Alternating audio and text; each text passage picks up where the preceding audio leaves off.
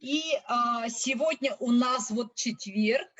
По четвергам мы всегда выходим в прямой эфир. И конец месяца, каждый конец месяца по темам у нас будет постоянно выходить Саша. Саша, пожалуйста, включи сейчас звук свой.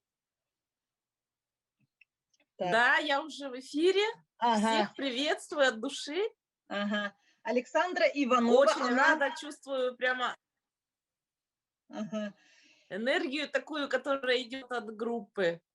Вот, ага. С Сашей мы познакомились, хочу немножко тоже представить. Конечно, я когда тоже пришла в удручающем состоянии. Вот. Я была, тогда было представление мастер-кит в ДК Кулаковского. Я туда попала из-за того, что у меня арендовали мой светодиодный экран, как тем видео. И вместо того, чтобы платить деньгами, мне дали билеты туда, на это представление. Да? Вела ее Варфоломеева. Как звали? Забыла имя. Татьяна Семеновна? Да, Татьяна Семеновна Варфоломеева, которая вот Саха кредит сервис, да, у нее, по-моему. И вот когда она рассказывала, сперва, конечно, было недоверие. Сидела так в полуха, как бы слышала, там еще разговаривала с тем, с кем я пришла туда на эту встречу, да. И потом, когда уже стали выходить мои знакомые, которых я очень уважаю, которыми я работала, это Анна Давыдова, да, Саша Уарова, да, и свои стали вот рассказывать то, чего они добились, да, как у них это было, я вообще была в шоке. И вот тогда у меня уже как бы это то, что я сидела в полуха, слышала про мастер-кит, и стала уже по-другому слышать информацию. И потом после этой встречи я уже познакомилась с Сашей, и оказалось, что мы с Сашей навстречу к Кулану оказывается, в одном лифте ехали. Там сразу же первый человек, с которым я там встретилась, тоже была Саша. То есть как бы нас тоже вела, да, судьба, получается. Не? Да, да. Ага, и это видео у меня до сих пор в Инстаграме в актуальных тоже есть, как мы там здороваемся, хихикаем, хакакаем, там как-то это так типа получилось, да. И то, что ты вот согласилась быть ментором, дальше вести, то, что ты мне помогла, да, осознать, принять себя тоже, да, свои темные стороны тоже принять, потому что, как Кулан тоже говорит, у каждого человека, если ты хочешь быть цельным человеком, надо принять в себе и свои темные стороны, не быть постоянно как бы на светлой стороне, да, а принять эти темные стороны, но это не означает быть темным человеком, да, просто принять их, понять, что у тебя это есть, и когда ты этого знаешь, ты уже и других принимаешь по-другому, уже на других смотришь по-другому. Вот с этой точки зрения. Да. Да, Саша, вот мы хотим сегодня именно дать практические задания, именно упражнения, показать, как это все это действует, как что мы делали, да. И немножко вот расскажи про себя тоже, чтобы было у девушек доверие, так же, как у меня к тебе доверие. Ну, позвольте еще раз представлюсь. Меня зовут Иванова Александра. Я ученый, кандидат юридических наук, доцент. Я очень много лет проработала в системе образования. Да, вот ученая степень, ученое звание, это говорит о том, что человек пишет статьи, занимается со студентами, да, методические работы пишет. И вот как раз тема развития личностно-профессионального потенциала – это вот моя такая сфера научных интересов была, да. Сейчас я больше в практике, но вот у меня лежит еще недописанная докторская диссертация на эту тему. То есть фактически я в теме развития личностного и профессионального, ну, наверное, больше 20 лет где-то. Ну и до этого мне это было просто очень интересно как человеку, да. И вы знаете, вот я, в принципе, люблю учиться, и в апреле я буду вести этот блог, да, который посвящен будет нашему ресурсу знаний, учебе. Да. Потому что, как говорили древние, scientia potentia est, да, что значит знание – сила, которая применяется на практике, и человек меняет жизнь. Вот я действительно считаю, что знания, которые потом превращаются в умения, а потом в навыки, это как раз вот тот рычаг, который позволяет нам рулить своим кораблем жизни туда, куда нам надо, да, и прийти в тот порт, который мы хотим, к тем целям, которые мы хотим. Вот для этого я очень много учусь, именно ну, это вот формально у меня. Да, где-то у меня есть свои книги, монографии, изданные в России, в Хабаровске и так далее. Вот. Ну, а так вы меня можете каждый месяц читать в журнале «Журфикс». Я пишу там постоянный, у меня есть рубрика, да, где я постоянно пишу. И на телевидении, может, кто-то видел, я там вела в «Городе женщин» передачу, часть о коучинге. Да, я ищу коуч. Это профессия такая современная, которая помогает людям достигать целей. Сейчас мы с Наташей, вот завершающий этап нашего психологического образования, ну, у меня их где-то порядка 5-6, там от МГУ начиная, да, много образований, которые все я применяю именно в сфере развития человека. Вот это вот моя большая любовь, страсть, я это очень-очень люблю. И с удовольствием занимаюсь. У меня много клиентов, ну, наверное, где-то около 500 человек. Ну, а про студентов я не говорю, там тысячи уже, да?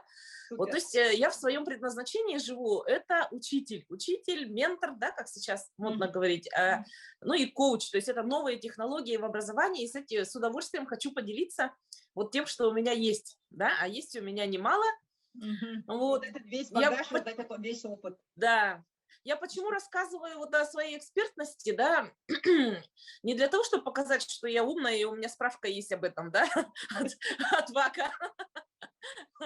Я хочу показать этим самым как бы две цели, да, у меня есть. Во-первых, рассказать, конечно, о себе, а во-вторых, показать нашим дорогим участницам, что свою экспертность тоже важно ценить. Это тоже наше достижение же, правда? Вот то, чему мы в жизни добились, а у нас есть такая тенденция стесняться своих достижений, как говорится, проявлять ложную скромность, да? Да. Синдром самозванца еще есть. Да. Поэтому, ребята, вот этот момент себе сразу же возьмите туда в копилочку, да, в свою копилочку опыта, что когда мы работаем, представляемся, очень спокойно можно говорить о своей экспертности, а она есть у нас у каждого, потому что если мы дожили до своего возраста, значит, мы многое умеем и многое можем. У каждого свой есть опыт, свои знания. Вот именно. И мы учимся в том числе преподносить это, да, смело говорить об этом. Как раз мы же подытоживаем тему имиджа, да, а имидж это ведь не ресницы, не ногти, да, ну это тоже, конечно, здорово, но имидж это то, как говорится, это форма и содержание. А форма, она всегда реализуется в содержании, то есть то, что внутри, оно всегда и наружу. Поэтому нам важно не стесняться проявляться в этот мир. Да, есть такой термин «проявляться», то есть показывать свое содержание. И сейчас вот это вот здорово, что происходит на наших глазах, история меняется. Вот все прочитали, что Арсен Томский стал миллиардером. Долларовый миллиардер из Якутии. Это же фантастика. Понимаете, вот пришло новое время. И вот немножко про историю нашего народа хочу сказать, да, про север вообще. Все-таки традиционно люди жили в маленьких, аласах, да. Это 5-7 семей, которые всю жизнь живут на одной территории, и там несколько, путников только, может, за год проезжает. Соответственно, требования были другие. То есть, меня слышно? Слышно, ага. Звук. Хорошо. Немножко зависаю, да? Если что, там напишите в чате. Ага, хорошо. Вот, то есть требования времени были иные, то есть это быть в сообществе маленьком, не выделяться. Ну, представьте, если очень красивая женщина, очень сексуальная, она может стать проблемой большой для всех этих семей. Все мужики, если влюбятся в нее, да, представьте, что это будет. Поэтому наша традиционная педагогика, она во многом была такая, чтобы человека усреднить. У кого-то зависает, ага. Вот, что в виду, потому что это было опасно и для него, и для вот этого маленького сообщества, в котором жили наши предки буквально вот 200 лет назад, да, 150-200 лет назад. Но сейчас 200 еще даже не другой. прошло на самом деле, 100. Меньше даже. Да. А сейчас мир стал совсем иным. За каких-то очень-очень короткий промежуток времени фантастически изменился. Если мы возьмем статистические данные начала века, то людей с образованием с высшим было буквально там по пальцам пересчесть на всю Якутию, да?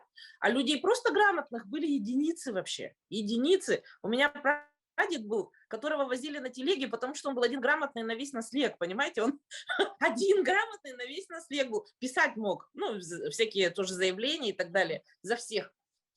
А сейчас у нас народ, ну, и конкретно, если я буду говорить о нашем якутском народе, да, самый высокообразованный в России. Вот заметьте, самый большой процент людей с высшим образованием у нас. Выше, чем у евреев. Представляете? Это же невообразимый скачок. За каких-то 100 лет. Представляете? То есть вот такие быстрые перемены происходят. Да? И на самом деле это еще даже нигде такого отражения не нашло, вот этот факт. Такой мощный скачок у одного отдельно взятого маленького северного народа. Тут, конечно, и национальная политика советская и так далее, но просто сам факт, он еще не получил даже такого достаточного осмысления, что это за чудо такое случилось, и оно сейчас продолжается. Вот сейчас экономическое чудо начинается, да? Из маленького города парень стал миллиардером за несколько лет. Это же вообще фантастика. То есть мы живем с вами в удивительное время, которое заставляет нас быстро меняться. Вот на этом хочу сделать такой акцент. Это называется адаптация, да? Адаптация. И есть такой термин психологическая адаптация. То есть нам важно научить свою психику меняться в соответствии с изменениями жизни в обществе. Вот наши предки быстро соображали, да? Они последнюю корову заколют, но отправят своего сына учиться в город, чтобы весь род поднялся за ним. Правильно делали люди, последние собирали, но продвигались вперед, да? И нам сейчас важно, это называется, знаете, вызовы современности, да, есть такой термин, вызовы современности. То есть каждое новое время что-то меняет. Наши дедушки и бабушки шли за образованием, да? А мы сейчас тоже меняемся, мы идем за психологическим образованием, за эмоциональным интеллектом, за умением быстро мыслить, да? У нас это и так заложено в генах, потому что у нас природа такая. От лета до зимы у нас буквально там за неделю проходит, да, от жары Но до еще мороза. и эмоциональное взросление. Именно, да. И здесь нам достаточно большой путь предстоит, но, как мы видим, происходят просто тоже прекрасные изменения. Вот, слушай, я здесь хотела, чтобы мы с тобой стихотворение обсудили, вот нашу вчерашнюю тему. Да. Хочу, но я как человек тоже с классическим образованием Сахалы Агырымсы, Кулаковской, Төрёгөттөн төттөрү төлкөлөк. Бары билер булактактыр. Дей бокону осколага хыжан акпыппыт, өрепиппит. Өссө төгүл сөргүтөн тураммын өссө бийде аган хидинеримсе кыра олок тугур керчиги. Элбеги билбит, ütümeni көрбүт, үрдү көрактеммит, этер тыллак эңине берди, уус тыллак олус берди, ыпсарылак тыллак ырас берди, уобалас ологун топсарар, улагалак толкуйда, саха саргытын салаяр, саягас саналак, кихи кескирин терир, кең мейлак болор огону, керексирин боларай, килбейэне жерелигим. Бу кергене айтар. Аны жактар быт этер. Кебизда, килбеннак дагырым, саналак саяга хатыллак ыраха өйдө күтүөтө боллагына, нехилек аксын эхилли, улуус аксын сурагыры, уобалас тохары улаты, отчолорго боллагына, тылыңнагына, ат хонногына, сеттак селеннак болу, бысты кыяктаны, суамак оңоһулланы, өтөр үйелени. Өйдök üyerektek oğuğu, ülhüme da, üyelenlerim oğutu. Ну вот здесь, да. Что вы почувствовали? Давайте обсудим немножко, да? Это длинное такое стихотворение. Была на Агаран Кулаковской кенен. Да. И там вот мужчина мечтает, чтобы у меня сын стал сильным, а жена говорит, нет, нет, а то он станет бандитом еще, будет драться, его в тюрьму посадят, он там умрет. Ну пусть он станет красивым. Нет, нет, он станет бабником, будет позорить нас, бегать за каждой юбкой. Вот если он станет умным, тоже уедет в город и так далее, и так далее. А все вот такое прекрасное в человеке, а мама не хочет. Она говорит, нет, нет, пусть он будет обычным, маленьким, сереньким человеком, лишь бы рядом с нами жил, лишь бы он нас достойно похоронил. Ну, давайте, пока вы об этом подумаете, сделаем упражнение одно, да, а потом уже обсудим. Лучше так сделаем. Ага, можете в чате написать, вот именно с какой эмоциональным посылом вот говорит женщина, почему она такой вот хочет своему ребенку. Мы же на самом деле же не хотим это, мы же с другой стороны посыл делаем, да, вот как раз то, что мы говорили в прошлой встрече с Абарайкиной, тоже видео посмотрите с этой встречи, те, которые не были, да, вот продолжение этой темы мы сейчас обсуждаем.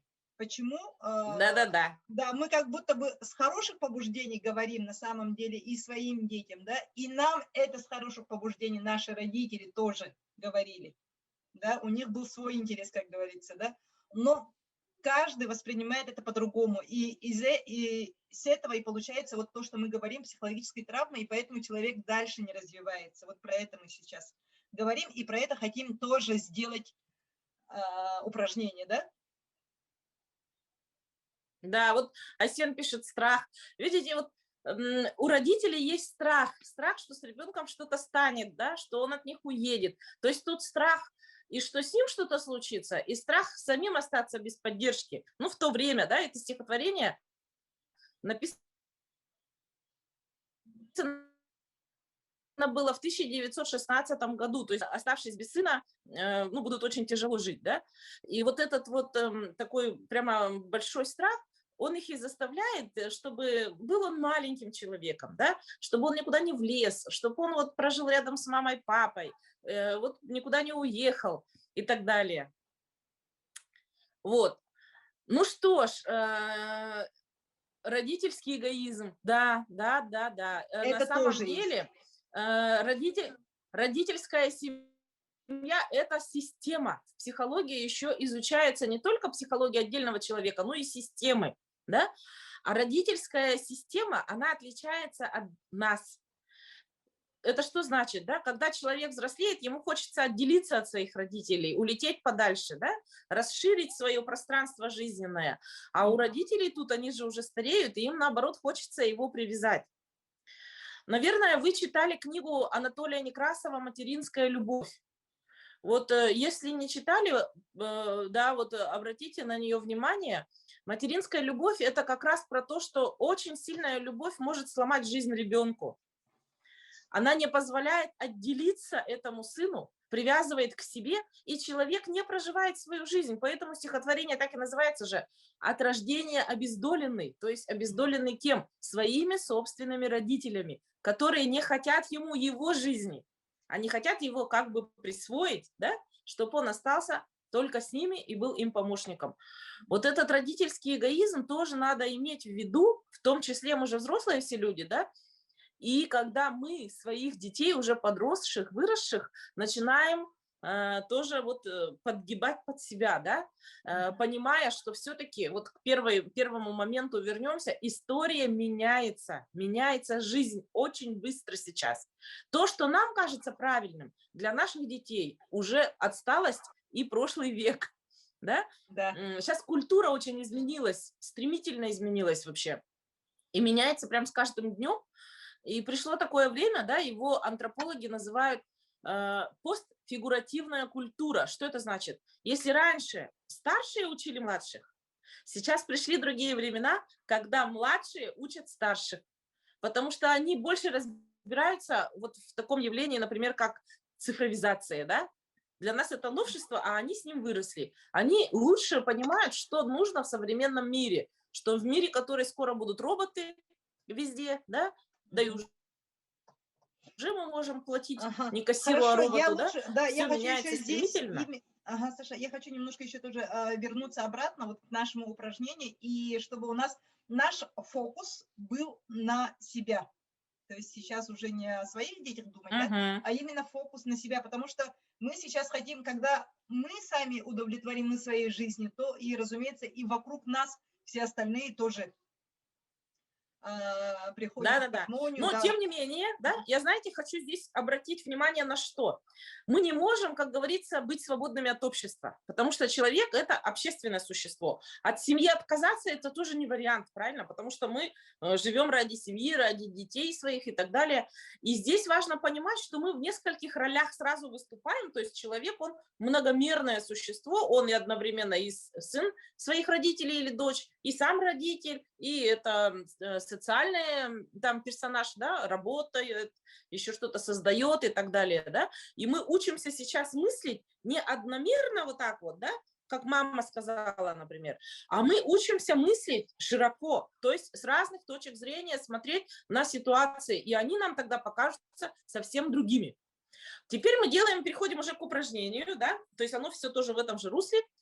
Вот мы сказали, что мы живем все-таки тоже в обществе со своими родными, там, друзьями, близкими и так далее. Вот, пожалуйста, прямо сейчас вспомните 5 человек, ради которых можно жить.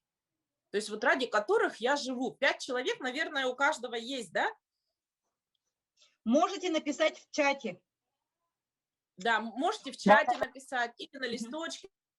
Вот, но 5, вот кто в голову, важно, не надо думать над этим долго, да, потому что первые обычно такие, что в голову приходят, они правильные бывают.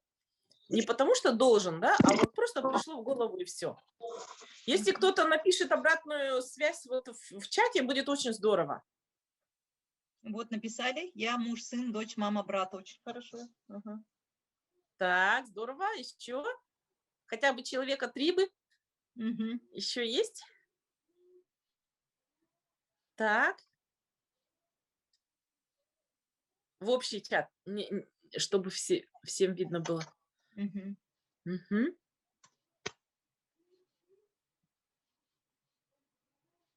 Да, еще напишите. Вот написали. Так. Отец, мать, дети, сестра.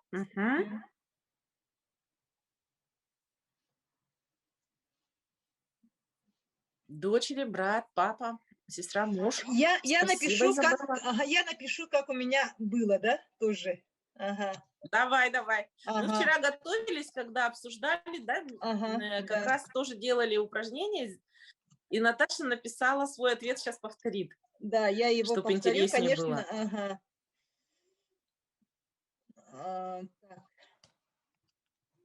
было. У меня было вот в таком...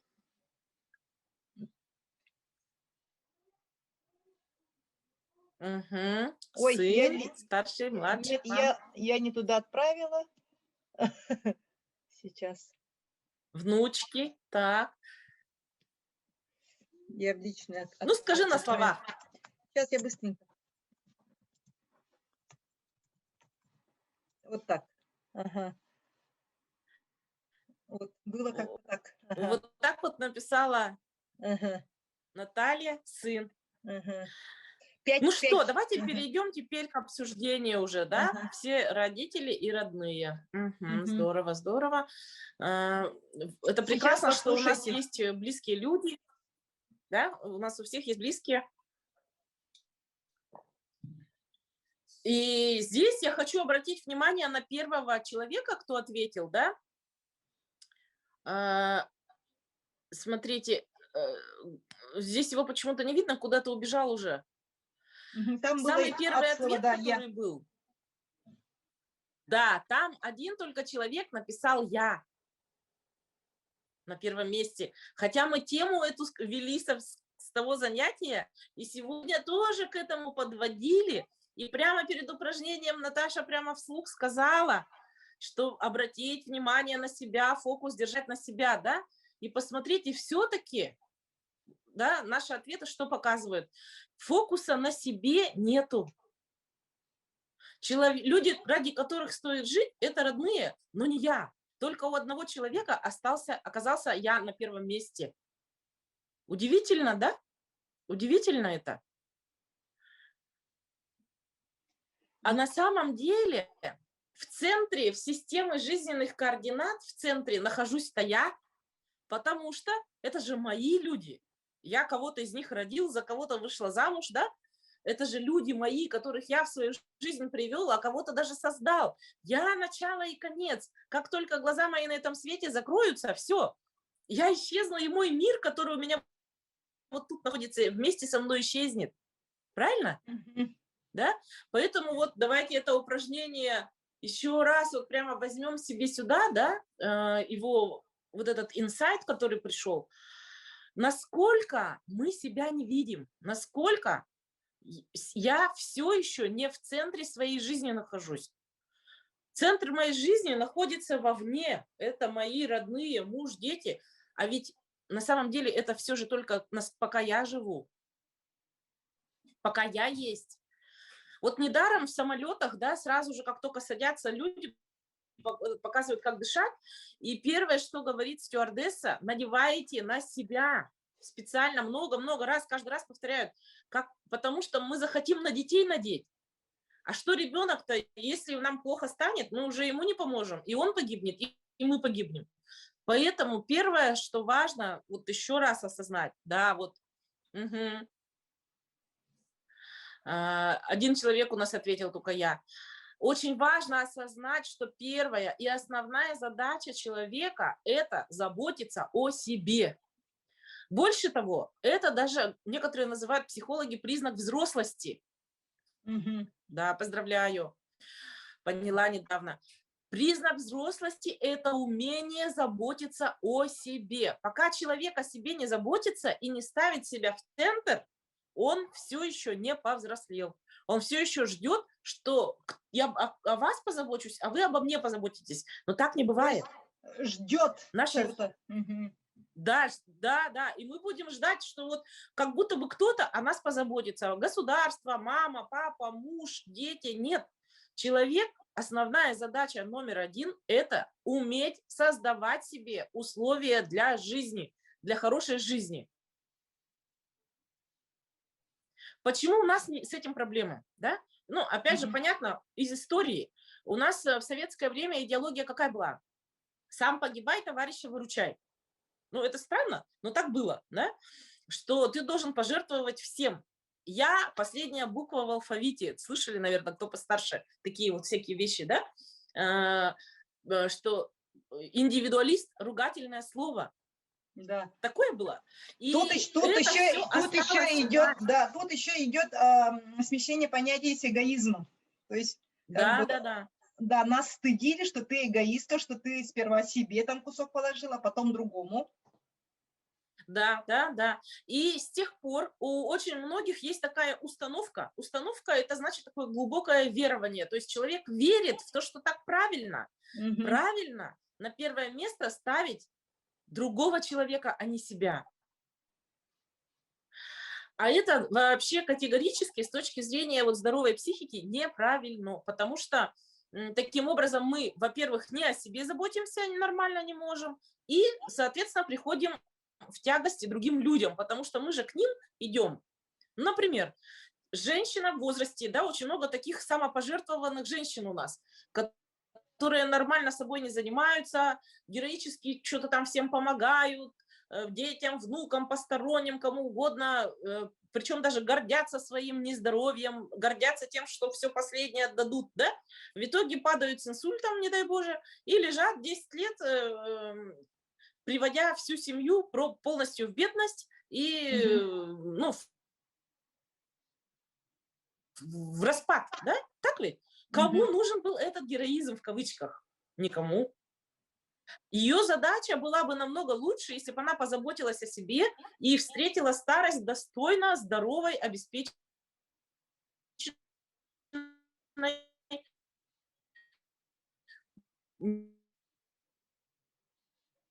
не будучи в тягость никому, правильно? А вот многие есть, да? Но мы его потом будем как-нибудь... Не безобидный герой Павлик Корчагин, да? Жертва – это опасный товарищ, который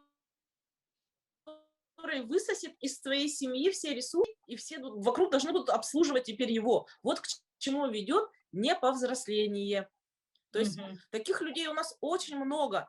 Ученые говорят, что средний российский человек в возрасте 5 лет.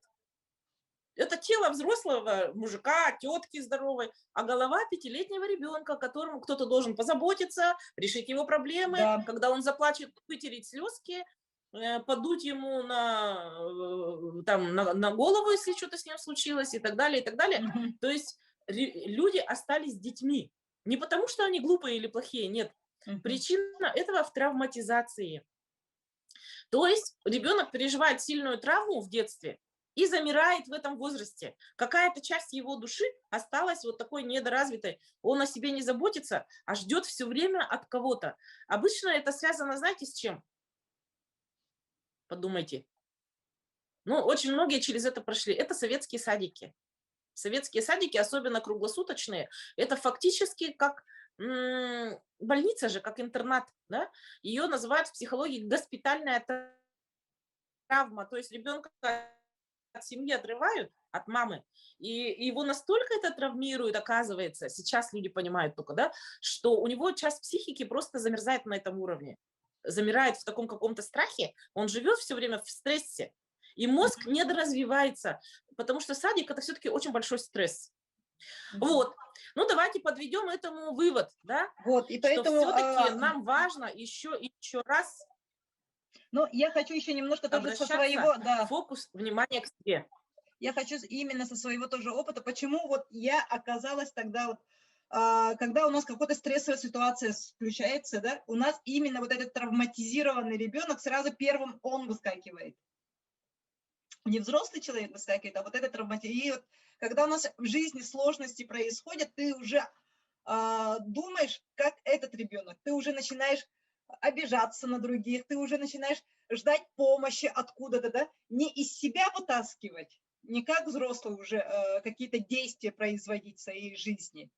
Вот. И поэтому со мной была такая ситуация, и когда я поняла и приняла свои вот эти травмы, когда я поняла, что они у меня есть, я стала с ними работать. И вот благодаря этой работе, благодаря тому, что, когда я поговорила, вот как Саша сейчас рассказывает вам, вот то же самое я слышала при разговоре с Сашей, да, вот тогда у меня и пришло осознание, что нужно с этим работать. И вот вопрос, как с этим работать. Вот, смотрите, здесь есть такой нюанс, да. Мы же, вот почему человека туда откидывает в детство, да? Мгм. Потому что это была опасная ситуация, опасная для жизни. Вот ребенок, он разные травмы может переживать. Особенно это связано с алкоголизацией в семье, а вот такое было очень много у кого. Почти 80% детей у нас на эту тему травмированы. Плюс какое-то физическое насилие. Раньше считали нормальным бить ребенка, да?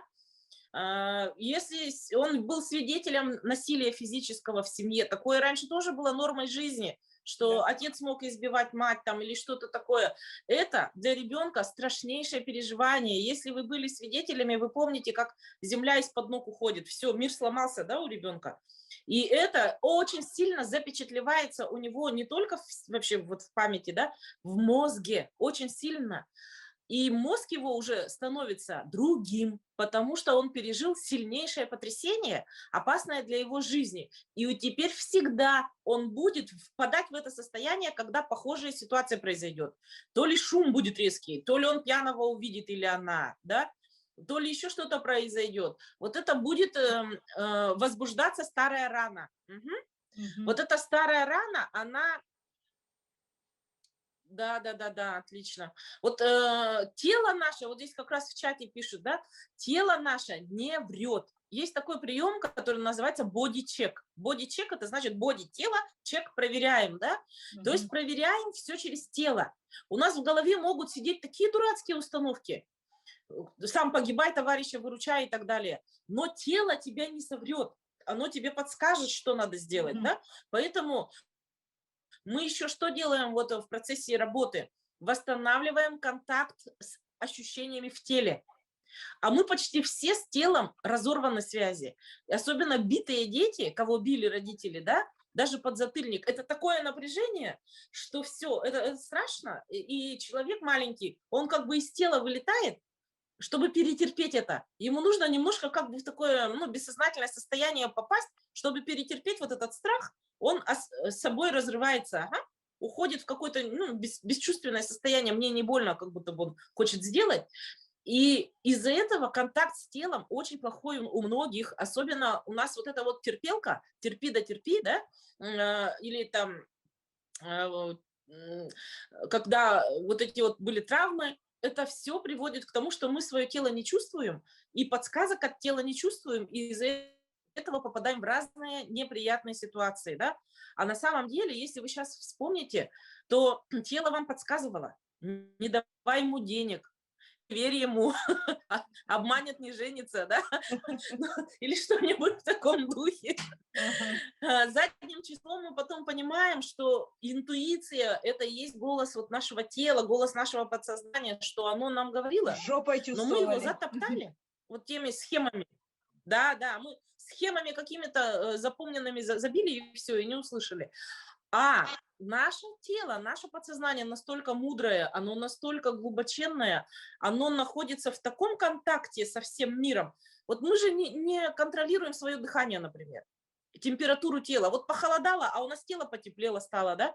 Если кислорода меньше, оно начинает дышать чаще. Мы же это делаем не через ум свой, не через сознание. Это все тело наше само по себе делает. Беременеет, рожает, кормит. Если бы нам сказали, выдели молоко через ум, мы бы не смогли этого сделать, правильно же, да? Или выдели там, например, мочу в состав ее. Мы это вообще не умеем делать. Это не через ум идет. Это все включенная программа. Базовые настройки, они мощнейшие, шикарные, и мы благодаря им делаем удивительные вещи. Да? Если бы нам сказали контролируй, мы бы забыли, как ходить, потому что это сложнейшая динамика, очень много мышц работает. Даже мы улыбаемся, 50 мышц работает. Как это ты запомнишь-то? Номер 3 уже забыл, да? Вот таким вот остался.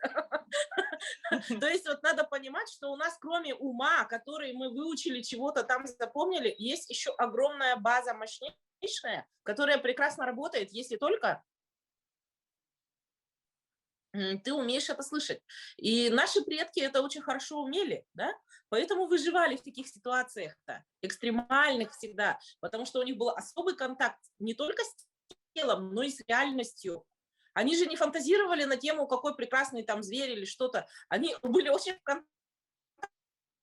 контакте с реальностью, информацией и так далее. Люди живут в придуманном мире, не в реальном, а в придуманном мире. И вот этот вот не контакт с собой и не контакт с реальностью, он приводит вот к разным таким ситуациям, про которые мы с вами еще потом попозже поговорим, да? Ну вот, что еще здесь травмы, да? Вот эти травмы, они, к сожалению, неосознаваемые. Почему? Почему? Это было так больно, что жить с этим невозможно. Если ты будешь понимать, насколько тебя не любят твои родители, насколько они не любят друг друга, насколько страшно ты живешь, то ты с этим просто не сможешь жить. Понимаете? У большинства из нас переживания были очень серьезные. Это не просто там семейная ссора, это мы так сейчас думаем. А ребенку это было сильнейшее переживание. Поэтому вот это непережитый комок, он уходит внутрь. Вот эта боль, она уходит внутрь и там сидит, но она будет возбуждаться, когда человек попадает в похожее что-то. Угу. Поэтому нам важно эти вещи исцелять. Что значит исцелить? Это значит понять, что это было, признать, что это было, и потихонечку разобрать оттуда все это, повытаскивать, да? Потому что это похоже как на фурункул, который внутри сидит и гниет, да? Но ты же его не вытаскиваешь, поэтому касаться этого места не можешь, потому что больно очень. И каждый раз, Поэтому люди когда замуж выходят, или повторяется, да, детей не рожают. ситуация, Все вроде бы нормально, но травма сидит. да, каждый раз, когда повторяется, и Да. тебе каждый раз больно. Многие люди, вот, например, строят отношения, а потом разрывают. Больно, больно. А почему больно, ты не понимаешь? Ты же не думаешь про свое детство, а вот перед тобой какой-то объект бегает, да? Ну, как правило, это супруг, да? Или супруга. И всю вот эту боль надо же как-то, ну, привязать к реальности. Значит, мы на него все это выльем. Это называется в психологии перенос. Перенос. То есть проблемы из детства неосознанные мы переносим на своих близких. Ну ладно, на мужа там или на жену, их не жалко, они чужие люди, как говорится. Но ведь на родных детей, я шучу, конечно. это самые родные люди, наши супруги, да, дай им Бог здоровья, это очень часто переносится на детей и повторяются схемы из нашего детства. Да, Но это часто есть. со знаком наоборот, минус, да. Мгм. То есть тут могут быть разные варианты. Это называется тема сценарии, семейные сценарии. Мы о них потом будем разговаривать. Мгм. Ага. И так, у меня зависло. Ой-ой-ой. Но так просто чтобы знать, что из нашей семьи очень много и пойдет, потому что она очень сильно наработана. То есть вот эти страхи и так далее, это идет не осознанно, а автоматически из глубины. Поэтому первое, что придет, это автоматическое поведение, которое ты запомнил очень давно и много раз его повторял. А чтобы выйти из этого сценария, нам важно понять и разобраться, и вылечить вот эту вот тему. Так, хорошо. Вот какие методы, как что вылечивать? Каким? Ну, смотрите, вот, допустим, раньше, да, опять же, у нас сегодня такой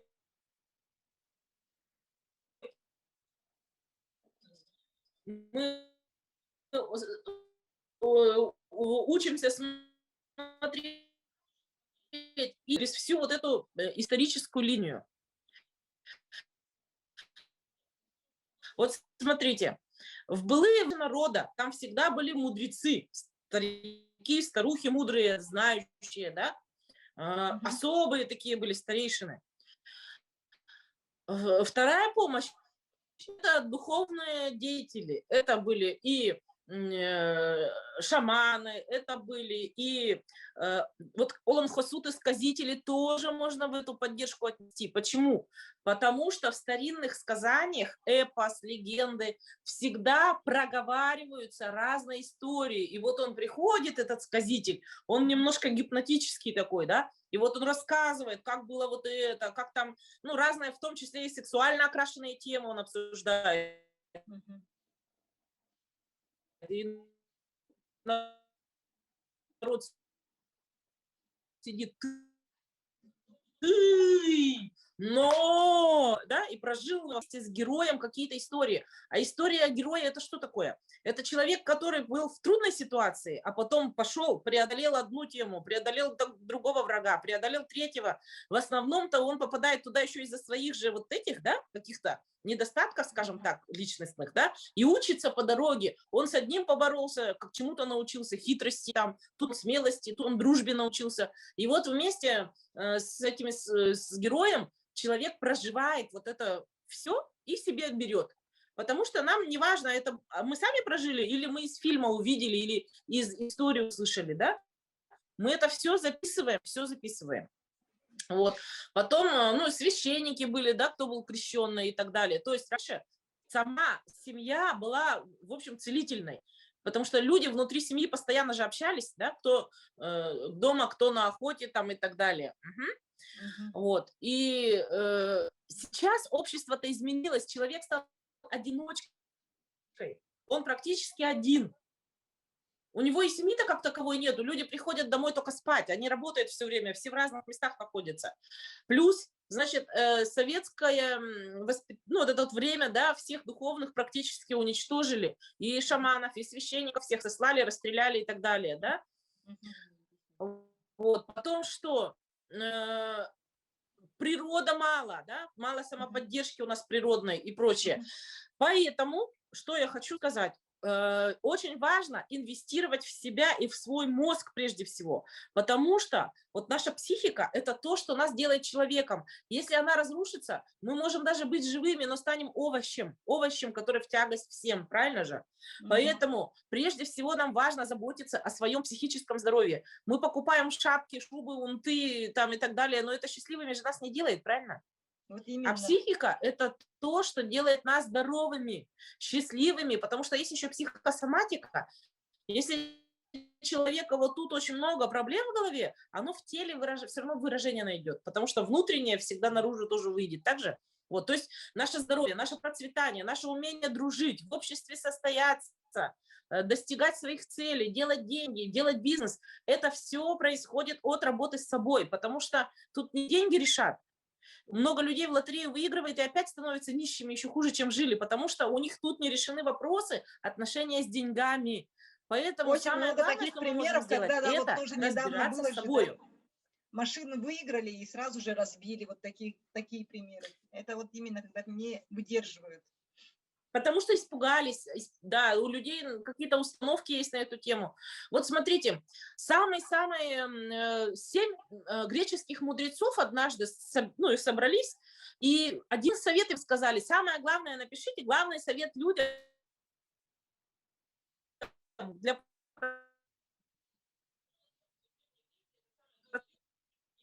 процветания.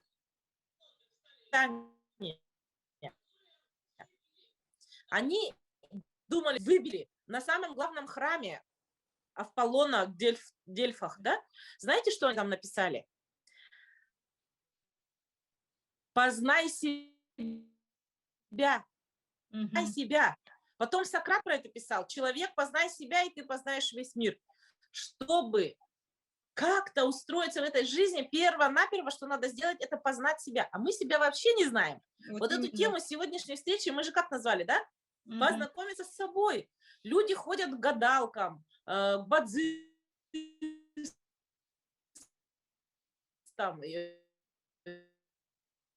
сама Кришна была, как говорится, училась даже, или наоборот, глупая, да, там, не знаю, человеку на улице, гадалке на кофе, там, на чем угодно. Но мы вообще себя не можем нормально определить, кто я, где я, для чего я родился на белый свет, какие мои границы, что для меня полезно, что не полезно, чего я хочу, как этого добиться. Вообще ничего не знаем. Вот массово люди ходят и тратят деньги на то, чтобы что-то о себе узнать. А на самом деле для этого есть достаточно много уже нормальных технологий, научных, правда же? Вот мы в курсе с Наташей и разных психологических, да, научно обоснованных методов. То есть это наука чистая, это не гадание там на птичьем полете или там еще чем-то, да? Потому что раньше у людей не было таких инструментов, они как могли, такие искали ответы, пытались прогнозировать, да, наблюдая за звездами там и так далее. Но это тоже, конечно, для них это был какой-то источник информации. Сейчас столько всего классного. Ну, никто же в прорубь не идет стирать, правильно?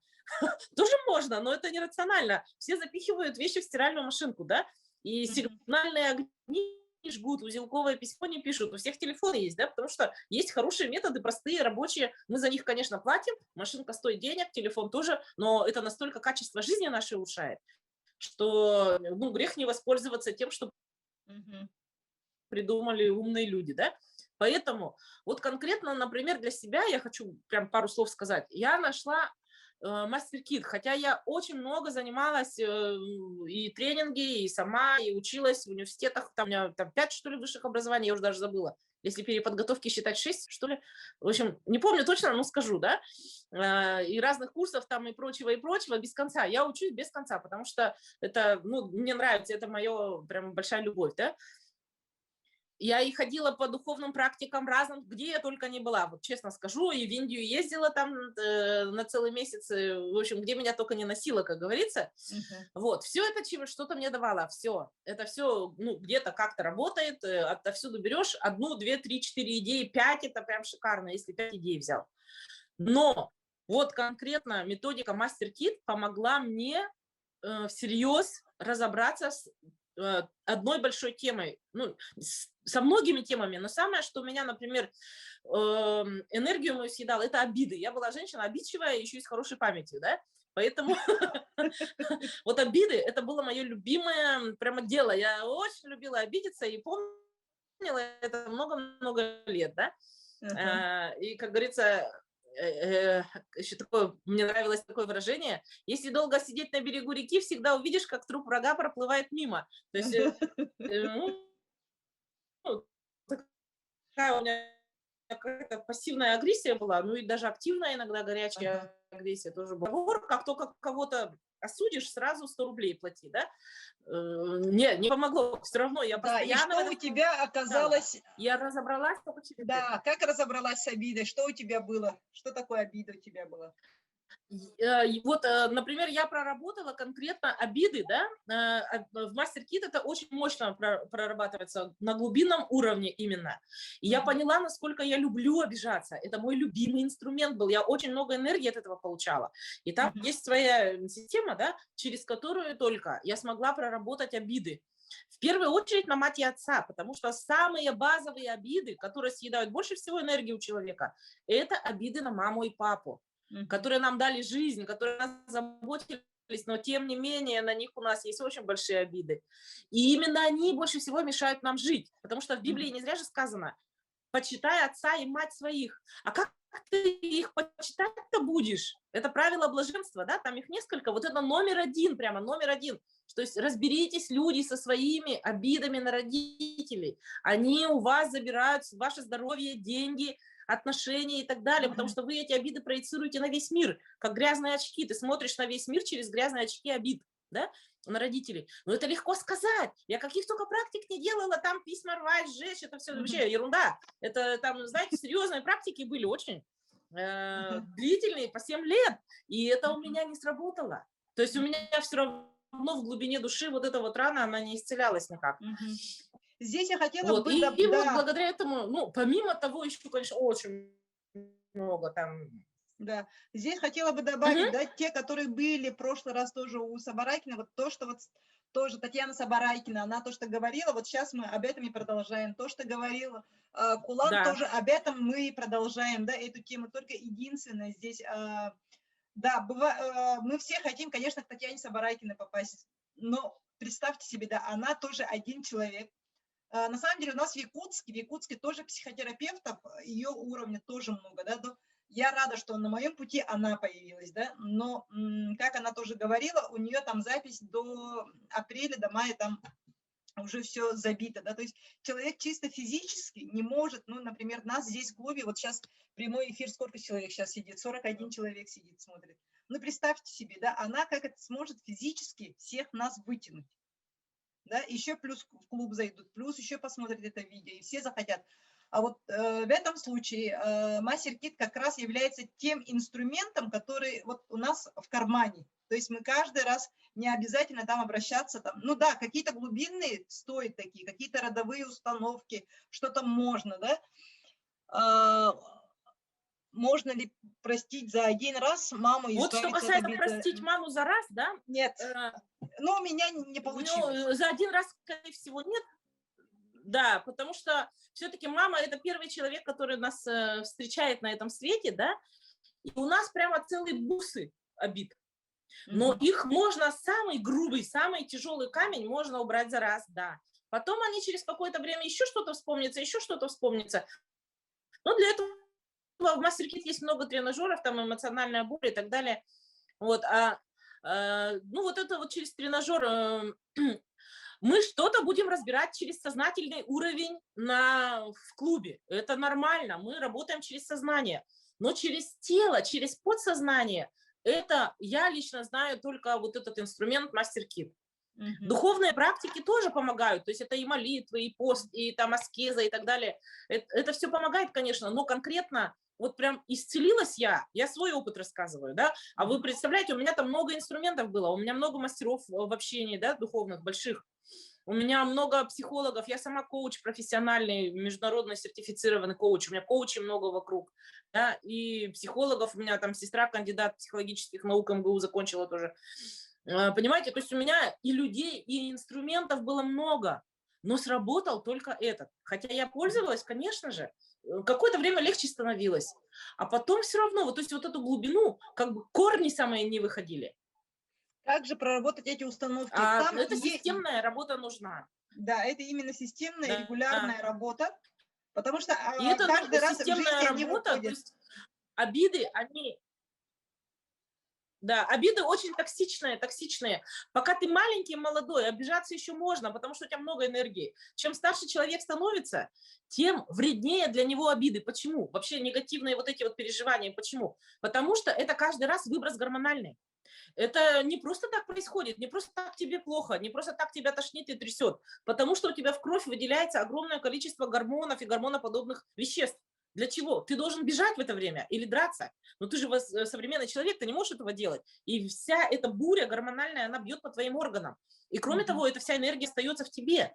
Да? Вот, допустим, обиды – это конкретно лишний вес. Например, я же говорю, что я была очень обидчивая, и это у меня это годами было, да, и это у нас еще семейное, у меня, например, да, у нас все такие с отцовской стороны, то есть это уже генетический даже склад, который в теле отражается, понимаете, и, соответственно, вот я сейчас это убираю не один год, да, но последствия, они уходят постепенно, потому что я очень много лет травила свой организм большим количеством кортизола, адреналина, ничего плохого в этом нету, да, в этом есть единственное, что твой организм изнашивается очень быстро, изнашивается. Ты, конечно, боец, ты, конечно, достигатор, да, ты, конечно, энергичный человек, это да, но за это приходится дорого платить.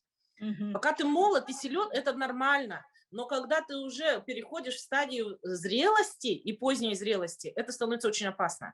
Потому что это токсичные вещества, и не выводясь из тела, они, например, поражают диабет, это вот все оттуда. Это от того, что мы не разбалансировали свои гормональные системы. Чем? Длительным хроническим стрессом. Вот это ну это же, понимаете, связь, да? Как только вот эта боль где-то внутри, тебе ее возбудили, ну что-то там внешний раздражитель, у тебя опять выбросились эти гормоны, и без конца и края это продолжается. Да, и потом, когда и, у нас кстати, происходит выброс гнева и все такое, у нас сразу что случается? Ну, после этого мы сразу так сникаем, у нас уже усталость, уже ни на что, на другое уже не хватает просто силы. Поэтому, ну, да, я, конечно, и бывает это в называется жизни такие моменты. психофизиология. Наша психика и физиология очень тесно связаны. Большинство болезней, они, как говорится, все болезни от нервов, да? Потому что, да, это правда, твои вот раздражения, оно вызывает отклик гормональный, а это в кровь. Кровь сразу же приливает к твоим органам, вот и все. А в основном это центр страха. Мы должны работать с чем? С тем, чтобы свое сознание развивать. Что значит осознанность?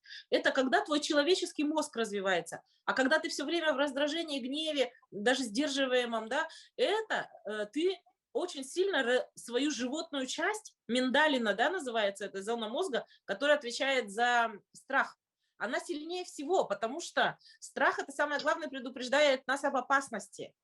И если ты все время чего-то боишься, представьте, сколько гормонов постоянно...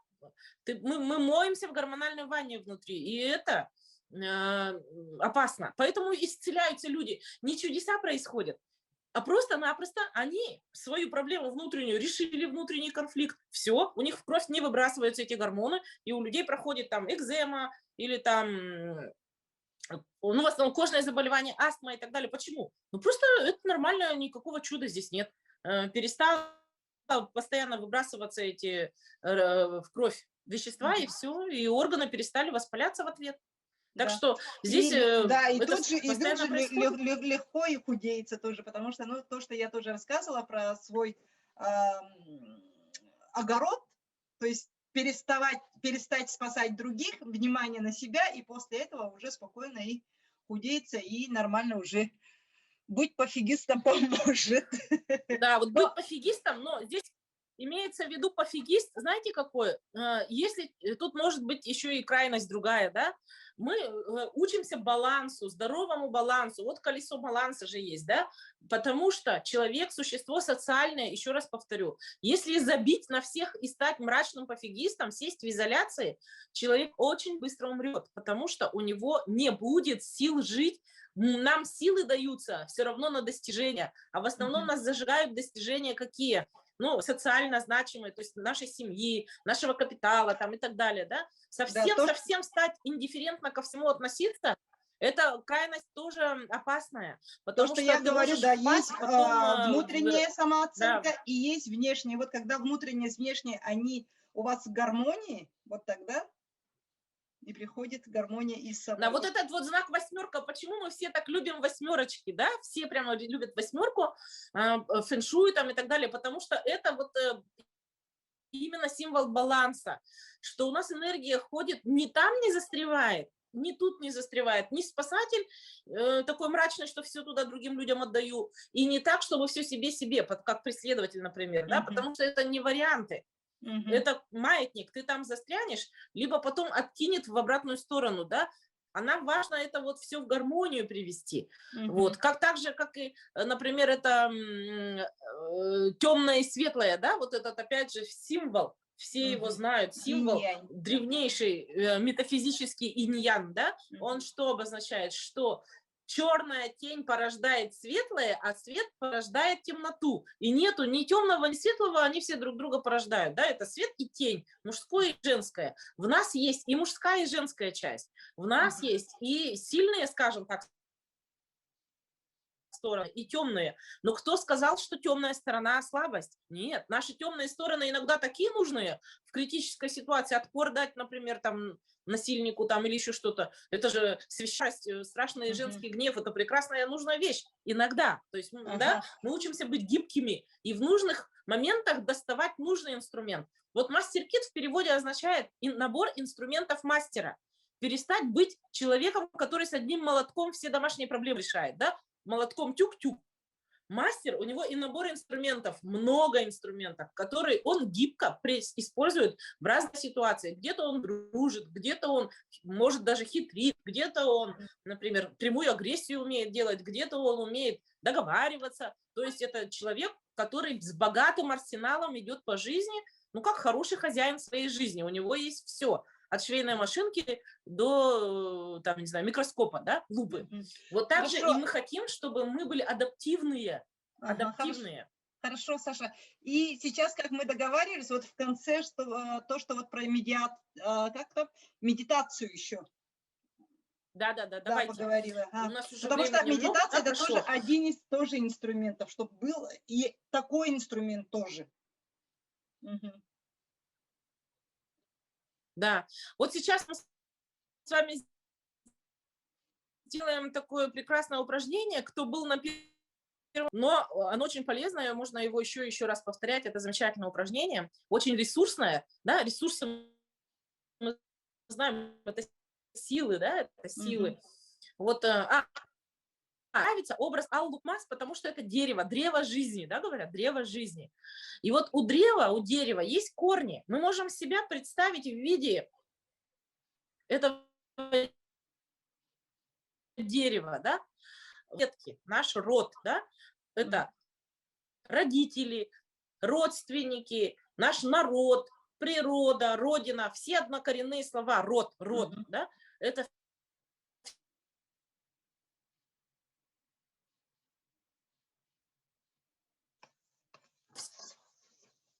все наши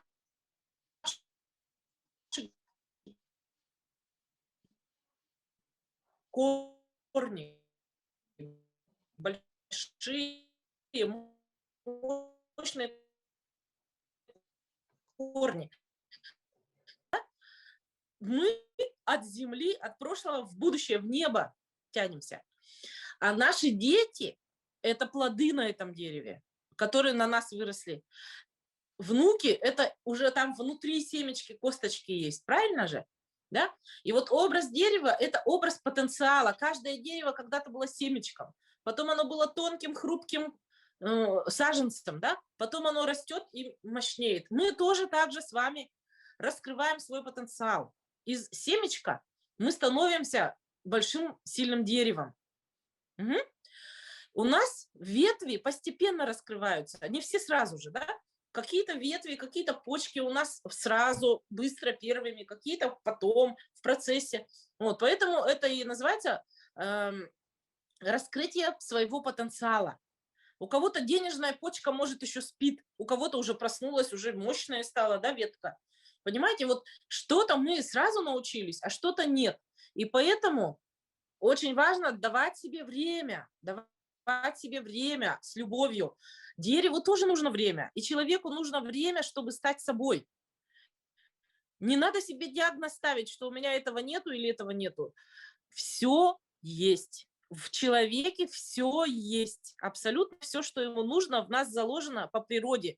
Даже в семечке все есть, да? Маленькая семечко сосны вырастает огромное дерево. Маленькая семечко лиственницы, вообще малюсенькая, вырастает огромное дерево внутри души нашей. Поэтому пожалуйста, к себе с очень большим уважением, да, с очень большим бережливостью к себе, бережным таким отношением и с уважением к своему развитию.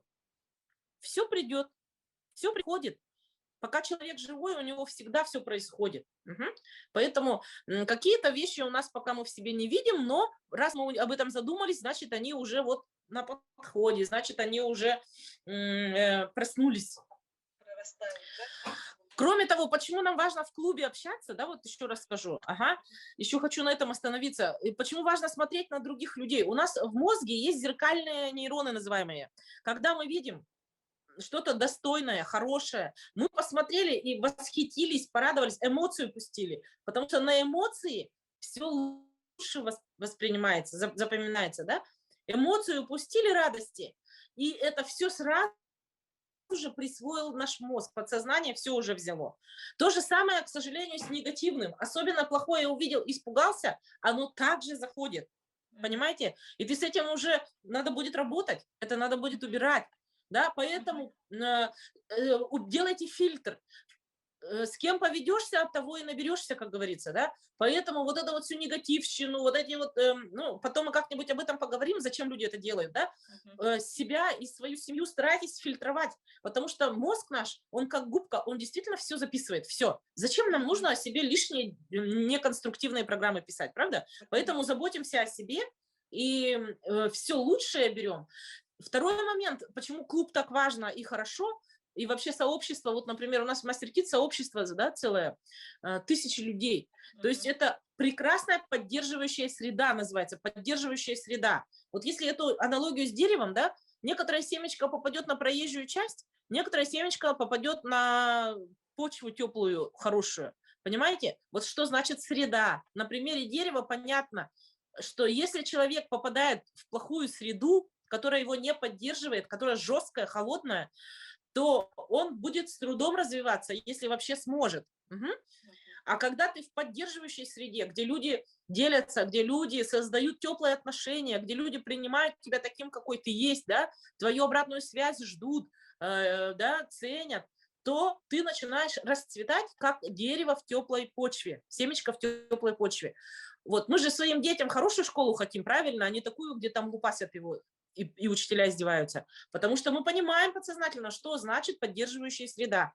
Точно так же для себя очень важно создавать поддерживающую среду, хороших друзей, крепкие связи социальные, да, И вот окружение, где когда можно нас будут говорить. поддерживать, когда и все это, мы тогда сами тоже сможем других поддерживать, мы сможем тоже делиться. Вот в прошлом году Конечно, я, например, не смогла бы никого, да, вот сейчас, когда у меня уже и среда хорошая, когда у меня уже и ресурсные я смогу и уже каждого уже поддержать, и я уже притом знаю, откуда еще сама подпитываюсь, и вот этой подпиткой уже делюсь уже своей энергией, свою среду. да. Ага, окружение Вот, пожалуйста, делаю. вот этот образ возьмите себе, да, да, образ в сердце возьмите вот этого дерева, да, что я это вот как дерево. Я во имя своих плодов, во имя своих детей, да, внуков, потомков, я исцеляю свои корни, забочусь о них, питаю, да, о корнях, о себе, о своем стволе, потому что если я жертвую все время собой, тощенький ствол, он нормальных плодов же тоже не дает, правильно же? Вот, поэтому я забочусь о своем окружении,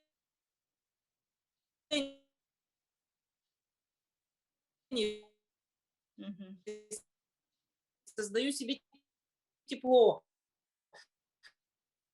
заботу, хороших людей рядом, потому что это все важно для меня и для моего рода.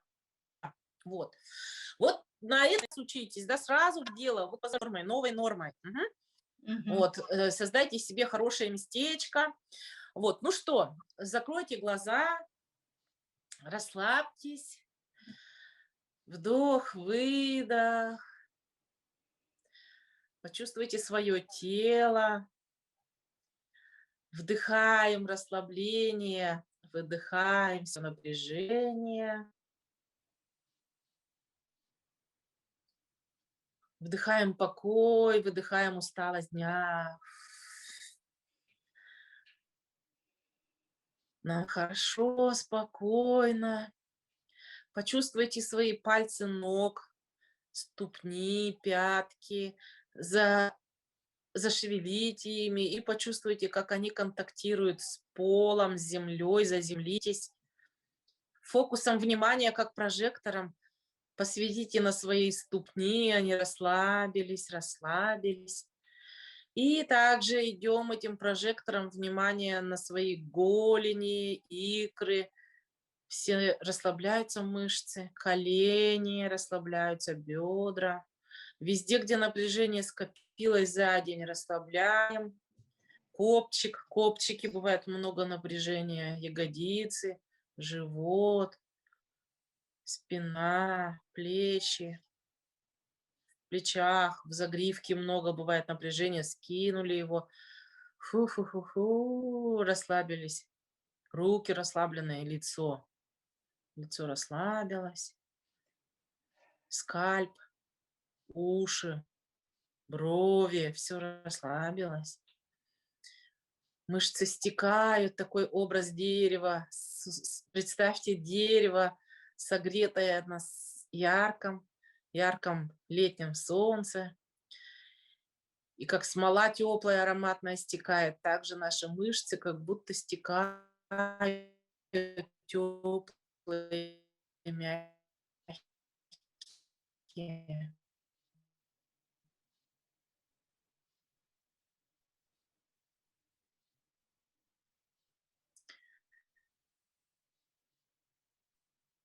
А теперь на линии, в лугу летнем, видите цветы, траву, слышите пение птичек, жаворонков, стрекочут кузнечики, запах травы нагретой, цветов.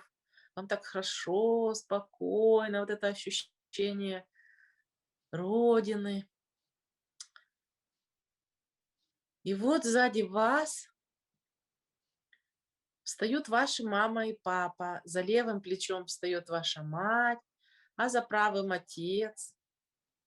У каждого человека есть мать и отец. Даже если вы их не знаете, за правым плечом папа, за левым мать, а за правым отец. И у отца также за левым плечом мать и отец. И вот четверо ваших дедушек, бабушек стоят за своими детьми. А за ними также появляются их родители. За бабушкой мать и отец, за дедушкой мать и отец. И за папиными также мать и отец, мать и отец. И вот за вашими прадедушками, прабабушками встают их родители. Также каждый за своим ребенком. И их родители, и весь ваш род встал за вами. Весь род.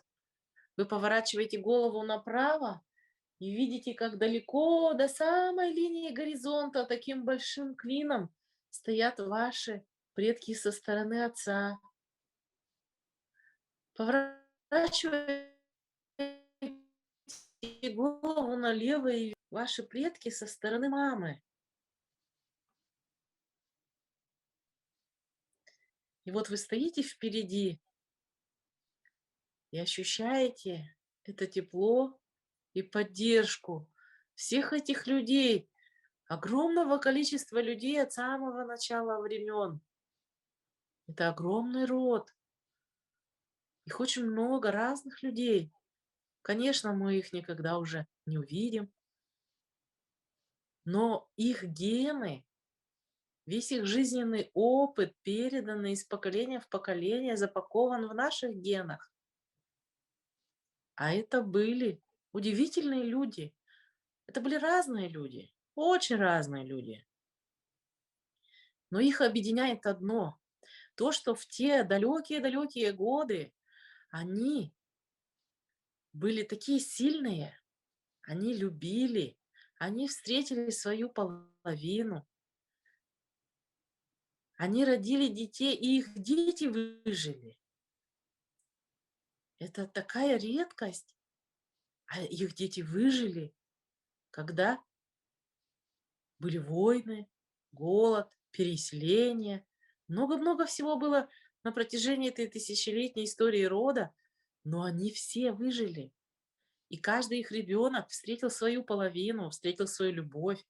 И они родили, и их дети выжили. Представляете, сколько любви, силы в каждом из ваших предков. Они все превозмогли, все сумели, справились и встретили свою любовь. И передали своим детям. Почувствуйте то, что они вам передают. Может, вы хотите им что-то сказать? Скажите. Поблагодарите Да. свой род, Тапталым. каждого поклонитесь. Мақталым, тапталым. Во- Мгм. Возьмите то, что они вам дают, прижмите руки к сердцу и прямо вот в свою грудь весь этот дар поместите, поблагодарите, и они все исчезают, а вы остаетесь на этой прекрасной солнечной долине своей жизни. Вдыхаете этот прекрасный запах, ловите эту энергию солнца и потихонечку возвращаетесь сюда, на мой голос. Открываете один глаз, потом второй глаз. И мы уже здесь, вместе, уже в этой реальности. И, пожалуйста, поделитесь, что вы почувствовали, что вы получили.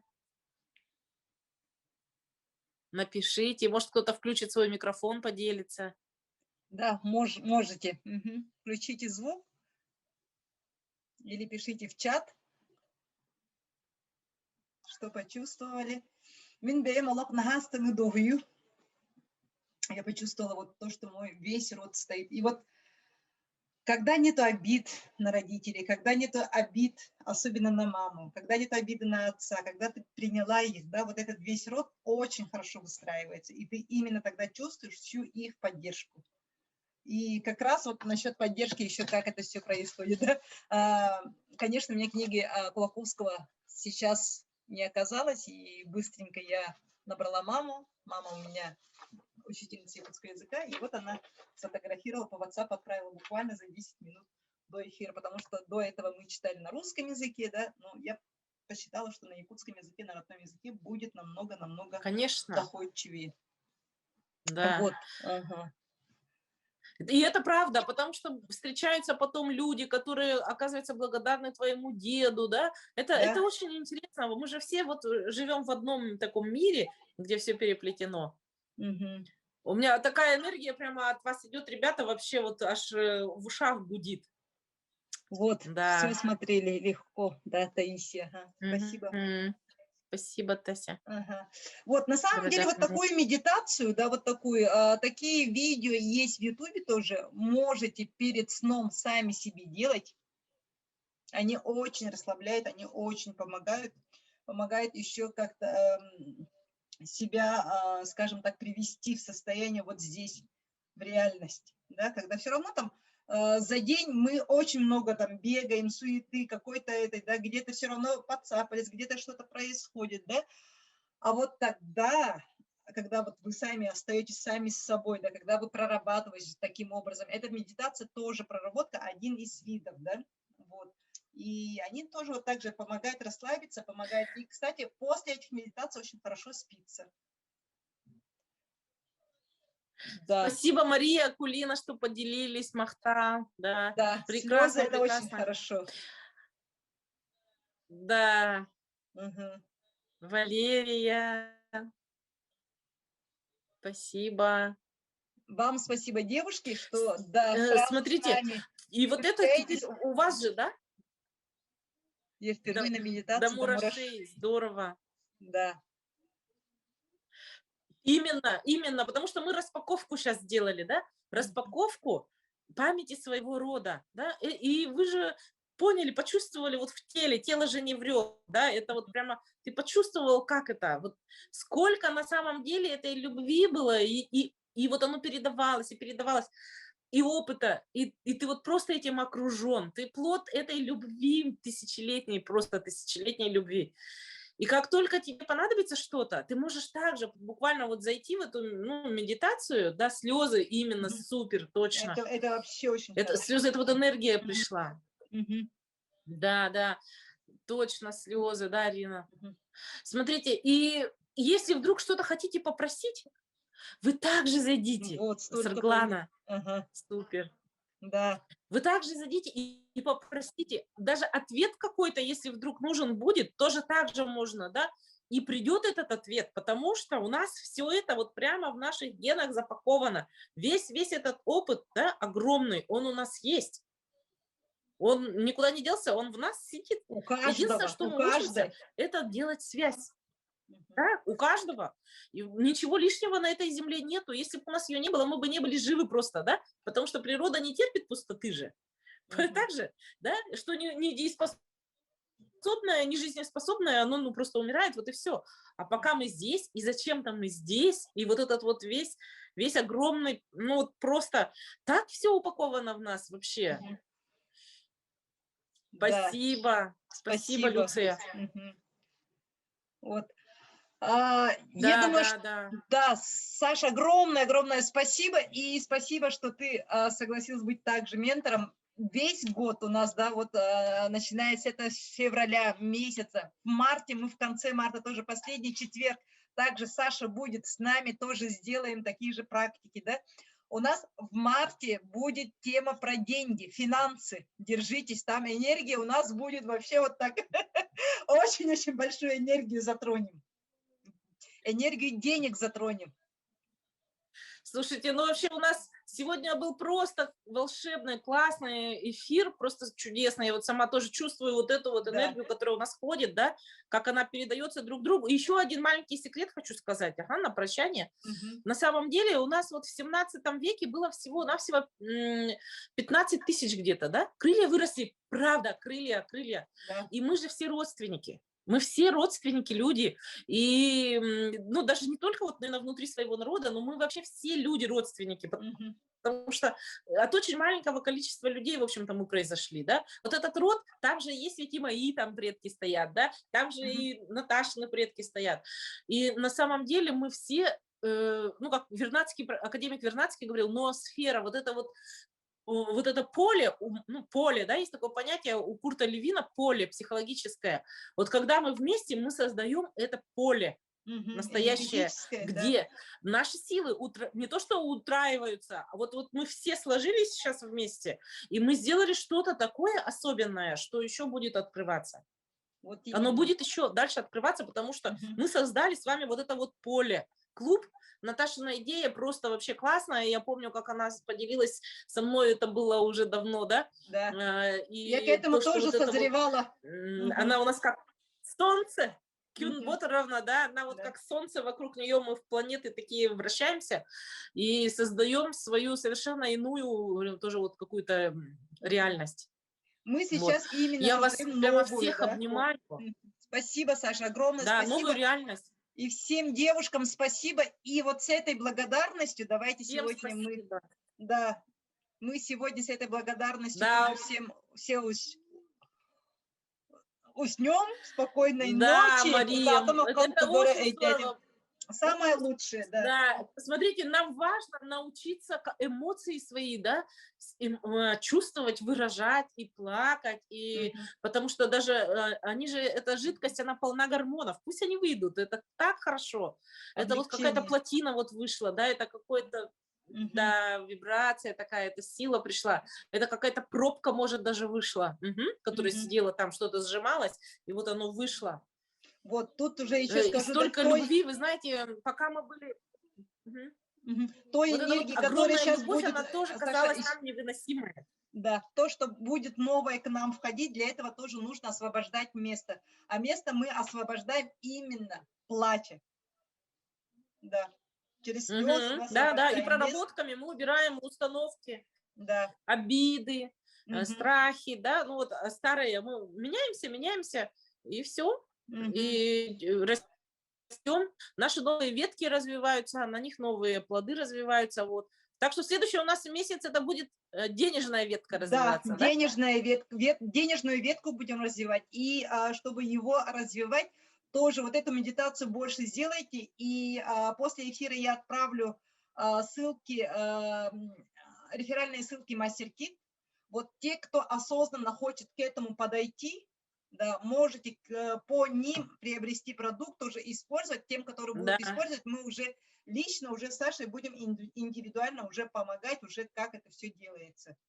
Вот, про это я хочу сказать. А для того, конечно, чтобы для новой информации нужно, как я и говорю, освобождать место. Убрать старые обиды, убрать свои старые страхи. Спасибо, Светлана. Вот смотрите, еще такой момент, ведь наши предки хотели процветания своим детям, богатства в том числе, чтобы дети их лучше кушали, хорошо одевались, учились и так далее. Это ведь тоже заложено в любви, правда? Вот это вот пожелание процветания, благополучия материального, это у каждой мамы, которые вот переживали все эти времена, да, оно у каждого было. Поэтому на самом деле мы очень-очень благословлены своими предками на процветание. Вот про это и мы будем говорить уже так что это вот с марта тема месяца, да. Да, тема месяца будет в марте. 7 числа, 7 марта будем встречаться как раз с Сашей вместе, еще будем встречаться. Живая встреча 7 марта. А потом в марте уже также... Перед нашим праздником. Да, также будем по четвергам прямые эфиры тоже с интересными людьми будут. И, конечно, очень большая тема про любовь. Как раскачать вот эту энергию любви к деньгам, скажем так. Все, счастливо всем. Все, да, спасибо. До свидания. Точно. Это вот время пришло, да. Счастливо. Спасибо, что были с нами всем. До свидания.